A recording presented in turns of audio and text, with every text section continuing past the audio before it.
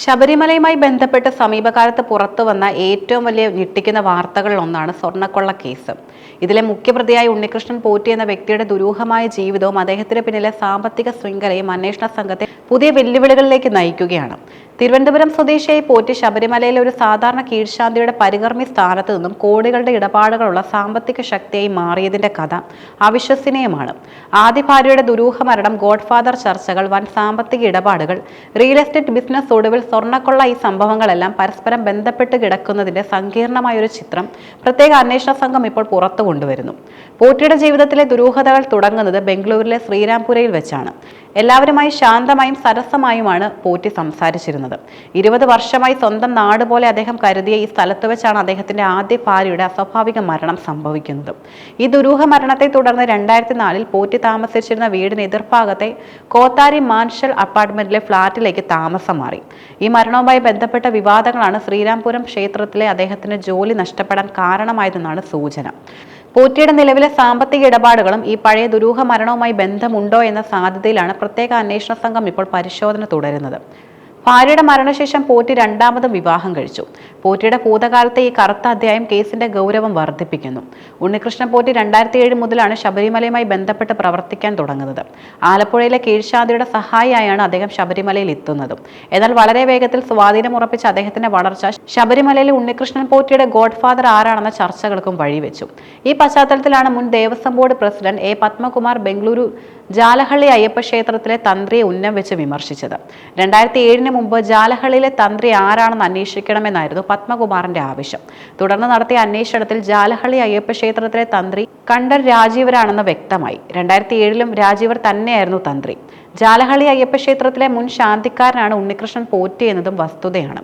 തന്ത്രി വഴിയാണ് പോറ്റി ശബരിമലയിൽ എത്തിയതെങ്കിലും അന്വേഷണ സംഘം ഇപ്പോൾ തട്ടിപ്പുകളിൽ തന്ത്രിക്ക് പങ്കില്ലെന്നാണ് പറയുന്നത്. എന്നാൽ തന്ത്രിയെ ലക്ഷ്യമിട്ടുള്ള വിമർശനം പോറ്റിയുടെ സ്വാധീന വലയത്തിലേക്ക് വിരൽ ചൂണ്ടുന്നു. തന്റെ കീഴ്ശാന്തിയുടെ പരികർമ്മി സ്ഥാനം പോറ്റി സാമ്പത്തിക നേട്ടങ്ങൾക്കായി വിനിയോഗിച്ചു. പോറ്റിയുടെ സ്വർണ്ണ ഭൂമി ഇടപാടുകളെക്കുറിച്ചുള്ള വിവരങ്ങൾ ശ്രീരാംപുരം നിവാസികളെ ഞെട്ടിക്കുകയാണ്. ഉണ്ണികൃഷ്ണൻ പോറ്റി ബംഗളൂരിൽ കോടികളുടെ ഭൂമി ഇടപാട് നടത്തിയതായും SIT കണ്ടെത്തി. ഫ്ളാറ്റുകളും ഭൂമിയും വാങ്ങിക്കൂട്ടിയതിന്റെ രേഖകൾ SIT പിടിച്ചെടുത്തു. സ്വന്തം പേരിലും പങ്കാളിയായ രമേശ് റാവുവിന്റെയും ഭാര്യയുടെ പേരിലാണ് പോറ്റി വസ്തുക്കൾ വാങ്ങിക്കൂട്ടിയത്. ബംഗളൂരിൽ സുഹൃത്തായ രമേശ് റാവുവിനെ മറയാക്കി പണം പലിശയ്ക്ക് കൊടുക്കുന്ന ഏർപ്പാടും പോറ്റിക്കുണ്ടായിരുന്നു. വൻകിട പലിശ ഇടപാടുകൾ നടത്തുമ്പോഴും പരിചയക്കാരിൽ നിന്നും ചെറുതുകകൾ കടം വാങ്ങുന്ന പ്രകൃതക്കാരനായിരുന്നു പോറ്റി എന്ന വൈരുദ്ധ്യം അദ്ദേഹത്തിന്റെ ജീവിതശൈലിയെ ചോദ്യം ചെയ്യുന്നു. ബംഗളൂരിന് പുറമെ കേരളത്തിലും പോറ്റിക്ക് സാമ്പത്തിക ഇടപാടുകൾ ഉണ്ടായിരുന്നു. ജാലഹള്ളി അയ്യപ്പ ക്ഷേത്രത്തിലെ ശ്രീകോവിലിന്റെ വാതിലിൽ സ്വർണം പൂശിയതിന് പിന്നിലും പോറ്റിയായിരുന്നു. 2019 മാർച്ചിൽ ശബരിമല ശ്രീകോവിലിന്റെ വാതിലിൽ സ്വർണം പൂശിയതിനു ശേഷമാണ് രണ്ടാം ശബരിമല എന്നറിയപ്പെടുന്ന ജാലഹള്ളിയിലെ ഈ പണി നടന്നത്. ചെന്നൈയിലെ സ്മാർട്ട് ക്രിയേഷൻസ് വഴിയായിരുന്നു ഈ പണികൾ. ബംഗളൂരിലും ചെന്നൈയിലുമുള്ള ഈ സ്ഥാപനങ്ങളിലെല്ലാം SIT പരിശോധന നടത്തി. ഇവിടെ വെച്ചാണ് സ്വർണ്ണപ്പാളികളിലെ സ്വർണം വേർതിരിച്ചെടുത്തതാണെന്ന് കണ്ടെത്തിയത്. ദ്വാരപാലക ശില്പങ്ങളിൽ നിന്നും കവർന്നതെന്ന് കരുതുന്ന 400 ഗ്രാം സ്വർണം കർണാടകയിലെ ഒരു ജുവലറിയിൽ നിന്നും SIT പിടിച്ചെടുത്തു. ജുവലറി ഉടമ ഗോവർദ്ധന് സ്വർണം വിറ്റെന്ന പോറ്റിയുടെ മൊഴിയെ തുടർന്നാണ് ഈ കണ്ടെത്തൽ. കൂടാതെ പോറ്റിയുടെ ബംഗളൂരിലെ ഫ്ളാറ്റിൽ നിന്നും 176 ഗ്രാം സ്വർണ്ണാഭരണങ്ങളും വസ്തുവകകളും രേഖകളും പിടിച്ചെടുത്തിട്ടുണ്ട്. ജുവലറി ഉടമ ഗോവർദ്ധന്റെ മൊഴി കേസിൽ നിർണായകമായേക്കാം. വാതിൽ പാളികളിലും കട്ടിളകളിലും സ്വർണം പൂശിയത് താനാണെന്നും സ്പോൺസർഷിപ്പിന്റെ രേഖകൾ ദേവസ്വം ബോർഡിന് നൽകിയെങ്കിലും ഔദ്യോഗിക രേഖകളിൽ സ്പോൺസർ പോറ്റിയായി മാറിയെന്നുമാണ് ഗോവർദ്ധൻ മൊഴി നൽകിയിരിക്കുന്നത്. ഗോവർദ്ധനെ സാക്ഷിയാക്കുന്നത് സംബന്ധിച്ച് SIT നിയമോപദേശം തേടുന്നുമുണ്ട്. സ്വർണ്ണക്കൊള്ളയിലെ യഥാർത്ഥ മാഫിയയിലേക്ക് അന്വേഷണം നീളുമോ എന്ന ചോദ്യം ഇപ്പോൾ ശക്തമാണ്. ഉണ്ണികൃഷ്ണൻ പോറ്റിയുടെ സാമ്പത്തിക കരുത്തിന് പിന്നിൽ ബംഗളൂരിലെ പ്രമുഖ മലയാളി ബന്ധമുള്ള സ്വർണ്ണ വ്യവസായി ഉണ്ടെന്ന സൂചനകളുമുണ്ട്. നിരവധി ക്രിമിനൽ കേസുകളിൽ പ്രതിയായ ഇയാളുടെ പേരിൽ പോറ്റി ശബരിമലയിൽ വഴിപാടുകളും നേർച്ചകളും നടത്തിയിട്ടുണ്ട്. എന്നാൽ ഈ വമ്പൻ സ്രാവിലേക്ക് അന്വേഷണം നീളുന്നില്ല എന്നതും സംശയാസ്പദമാണ്. ആരും ഇയാൾക്കെതിരെ മൊഴി കൊടുക്കാത്തതാണ് അന്വേഷണ സംഘത്തെ വലയ്ക്കുന്നത്. എങ്കിലും നിലവിലെ അന്വേഷണം പൂർത്തിയാക്കുമ്പോൾ വമ്പൻ സ്രാവുകളിലേക്ക് അന്വേഷണം നീളുമെന്ന പ്രതീക്ഷയിലാണ് SIT. കേസിൽ നിർണായകമായ അടുത്ത ഘട്ടം കൂട്ടായ ചോദ്യം ചെയ്യലാണ്. നിലവിൽ പോലീസ് കസ്റ്റഡിയിലുള്ള ഉണ്ണികൃഷ്ണൻ പോറ്റിയോടൊപ്പം ശബരിമലയിലെ സ്വർണ്ണപ്പാളികൾ ചെമ്പാണെന്ന് റിപ്പോർട്ട് എഴുതിയ അന്നത്തെ എക്സിക്യൂട്ടീവ് ഓഫീസർ മുരാരി ബാബുവിനെ കസ്റ്റഡിയിൽ വാങ്ങി ഒരുമിച്ചിരുത്തി ചോദ്യം ചെയ്യും. സ്വർണ്ണക്കൊള്ളയിൽ മുരാരി ബാബുവിന്റെ പങ്ക് സംബന്ധിച്ച നിർണായകമായ തെളിവുകൾ SITക്ക് ലഭിച്ചിട്ടുമുണ്ട്.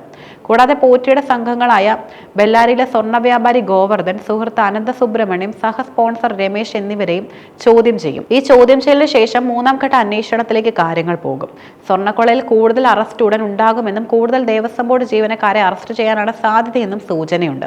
പോറ്റിയുടെ ഫ്ളാറ്റിൽ നിന്നും കണ്ടെടുത്ത ഭൂമി ഇടപാട് രേഖകൾ വിശദമായി പരിശോധിക്കാനും ബെല്ലാരിയിലെ ജ്വല്ലറി ഉടമ ഗോവർദ്ധന്റെ ശബരിമലയിലെ ഇടപാടുകൾ അന്വേഷിക്കാനും SIT തീരുമാനിച്ചിട്ടുണ്ട്. ബെല്ലാരിയിൽ നിന്നും കണ്ടെത്തിയ 400 ഗ്രാം സ്വർണം ദ്വാരപാലക ശില്പത്തിൻ്റെതെന്ന് സ്ഥിരീകരിക്കാൻ ശാസ്ത്രീയ പരിശോധനയ്ക്കും അയക്കും. ശബരിമല സ്വർണ്ണക്കേസിലെ അന്വേഷണം ഒരു വ്യക്തിയുടെ സാമ്പത്തിക തട്ടിപ്പിൽ ഒതുങ്ങുന്നില്ല. ഉണ്ണികൃഷ്ണൻ പോറ്റിയുടെ ദുരൂഹമായ ഭൂതകാലവും ദേവസ്വം ബോർഡിലെ ഉദ്യോഗസ്ഥരുമായുള്ള ബന്ധവും ബംഗളൂരു കേന്ദ്രീകരിച്ചുള്ള വൻകിട സാമ്പത്തിക ഇടപാടുകളും ഈ കേസിനെ ഒരു വലിയ സാമ്പത്തിക കുറ്റകൃത്യ ശൃംഖലയുടെ ഭാഗമാക്കുന്നു. പോറ്റിയുടെ സാമ്പത്തിക സ്രോതസ്സിന് പിന്നിലുള്ള വമ്പൻ സ്രാവിലേക്ക് അന്വേഷണം നീളുമോ എന്നതാണ് ഇപ്പോൾ പ്രധാനമായിട്ടും ഉയരുന്ന ചോദ്യം. മുരാരി ബാബുവിനെ പോലുള്ള ഉദ്യോഗസ്ഥരെ ചോദ്യം ചെയ്യുന്നതോടെ ദേവസ്വം ബോർഡിലെ ഉന്നതരുടെ പങ്ക് പുറത്തു വരാനുള്ള സാധ്യതയുമുണ്ട്. ഗോവർദ്ധന്റെ മൊഴി സ്പോൺസർഷിപ്പ് രേഖകളിൽ തിരിമറികൾ വെളിപ്പെടുത്തുന്നു. വിശ്വാസത്തിന്റെ മറവിൽ നടന്ന ഈ തട്ടിപ്പിന്റെ എല്ലാ ചുരുളുകളും അഴിഞ്ഞു വരുമ്പോൾ ശബരിമലയുമായി ബന്ധപ്പെട്ട പല പ്രമുഖരുടെയും യഥാർത്ഥ മുഖം പുറത്തു വരുമെന്നും പ്രതീക്ഷിക്കാം.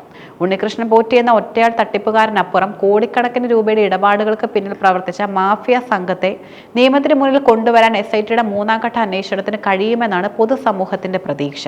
ഈ കേസ് കേരളത്തിലെ ചരിത്രത്തിലെ തന്നെ ഏറ്റവും വലിയ സാമ്പത്തിക ക്രമക്കേടുകളിൽ ഒന്നായി മാറും.